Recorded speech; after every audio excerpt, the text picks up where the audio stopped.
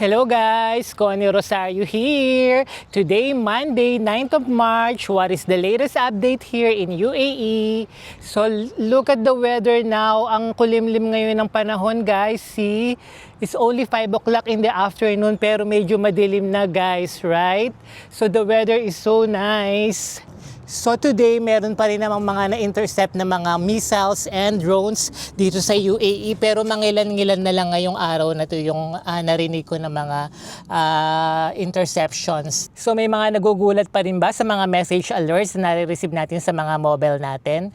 Huwag tayong matakot guys kasi it's a reminder lang na mayroon paparating na attack. So dapat lang tayong mag-ingat. So it's a safety precaution. So dapat i-follow natin yung guidelines na kailangan natin gawin once na ma-receive natin yung mga message alerts na yon. Unang-una, dapat huwag tayong umalis muna ng bahay, stay home, so don't go out until we receive that thank you alert. So meaning once na na-receive na natin yung thank you alert, everything is okay na outside so we can continue the activities that we are about to do. Right guys? Sa mga motorist naman at sa mga nagda-drive dito sa UAE katulad ko, for example, we receive message alerts or warning on time of driving or while we are driving in the road. So wag tayong hihinto or magkukuha ng mga videos because as a safety precautions from the UAE government, hindi dapat natin to gawin kasi it could lead to accident or panic.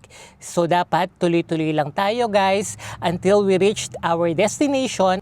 So yun nga yung purpose ng message alert para warning sa atin na huwag muna tayong lalabas ng bahay. Let's stay at home until we receive the next alert, the message alert that the situation is okay. So until the time we receive the second alert, so pwede na tayo ulit lumabas. Like that. Okay?